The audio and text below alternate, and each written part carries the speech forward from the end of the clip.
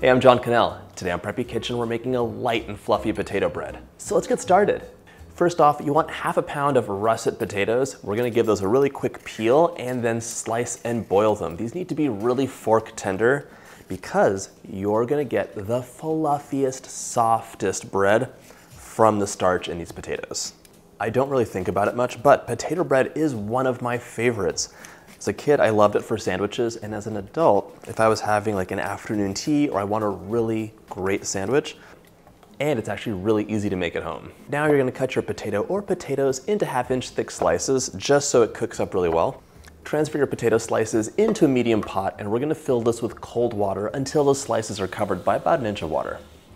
Let your water come to a boil, and then we're gonna cook our potatoes for about 10 minutes or until they're fork tender. Just keep an eye on them so they don't overcook. Potato bread is an Irish invention. It was known as boxty and has been around for centuries. Potatoes were much cheaper than milled wheat, so if you could substitute some potatoes in and use that starch in place of the flour, you'd get a delicious bread that's much cheaper to make, and as a result, it became quite popular. It's so delicious, in fact, that it's still quite popular today. I almost forgot, grab a 1/2 cup measuring cup. We want to reserve this delicious starchy water. It's gonna give you a really tender and slightly sweeter potato bread because the starch from the potatoes broke down and turned into a little bit sweeter sugar. 1/2 cup of water reserved, set that aside. Now let's strain our potatoes and get all that water out. And now we're gonna give them a really good mash with the potato masher.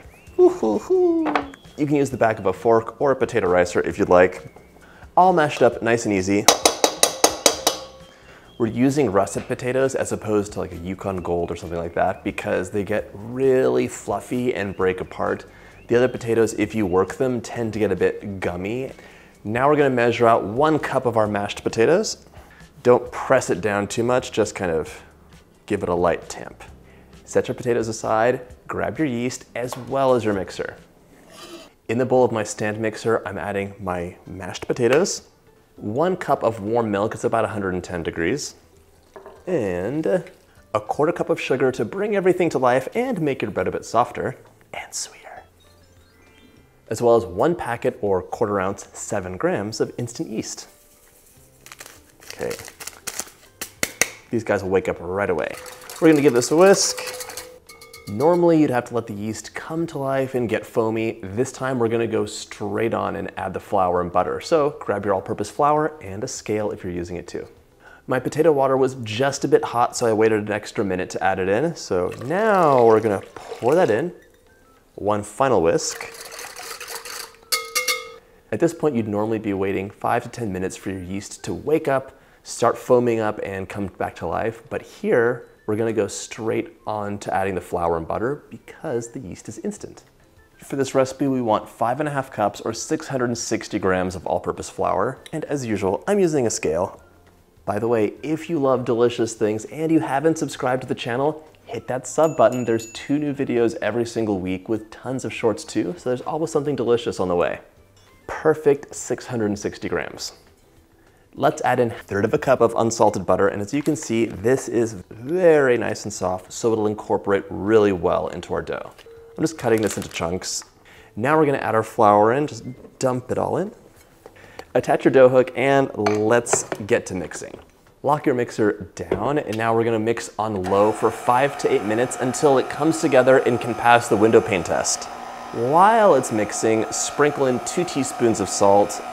The salt's gonna give you the contrast you need to taste the bread. If there's no salt, the bread will be totally flavorless.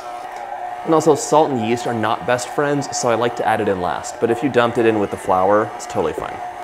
So we're gonna let our mixer mix away, and in the meantime, I'll do some dishes, but we'll be right back so I can show you what the window pane test looks like. It's been about 8 minutes of kneading, so it's time to take a look and check to see if this is ready. You're gonna grab the dough with your fingers, and you wanna be able to see the light pass through without the dough breaking. And it's so close right now, but it is tearing just a bit. So I'm gonna give this 1 more minute and we'll come back and check again. All right, let's take a look. Here we should have the light passing through, the dough's not tearing. That looks perfect. So we're gonna remove this from our mixing bowl and plop it into a nicely oiled bowl to rise for 45 minutes. We're gonna add a bit of oil to our bowl just so nothing sticks. Use the back of your hand to work the oil up. Transfer your dough into the bowl. Just flip it over once or twice to coat. Cover your bowl up, and we're gonna let this rise in a warm spot for about 45 minutes or until it's doubled in size. 45 minutes later, and look at this. It's huge. It smells really nice too. Punch the dough down. So satisfying.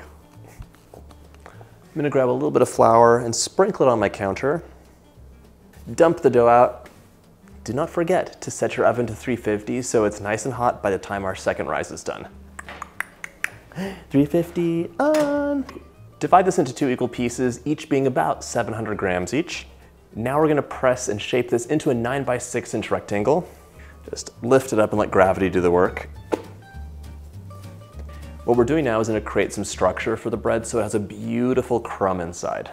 Now we're gonna fold this into thirds, just like an envelope. 1, and then pinch the sides, and 2, and pinch the sides. There we go. I'm also gonna pinch the long seam together. And I'm also gonna butter these 9 by 5 inch loaf pans, just so nothing sticks. Now we're gonna transfer our log seam side down into our buttered pan. My first loaf is done. We're gonna repeat the same steps for the next bit of dough. And this time I'm gonna remember that the top was the pretty side, so I'm turning it upside down so the gnarly bit is gonna get folded in on itself for the most beautiful potato loaf ever. Now we're gonna loosely cover our loaves and then they're gonna puff up for about 20 minutes in a nice warm place. Then we'll be ready to go into that oven. In you go. After 20 minutes, so puffed and beautiful. Look at that. These guys are ready to go into the oven 350 for 35 to 40 minutes or until golden on top. In you go. Remove from the oven and allow to cool for a few minutes, then transfer to a wire rack to cool completely so the bread doesn't steam up on the sides. Once cool, give your bread a slice and it's ready to enjoy with lashings of butter. Or you can wrap it really well and your bread will keep for up to 3 months in the freezer or 2 to 3 days at room temperature. Lachlan, want to try some bread? Come over here.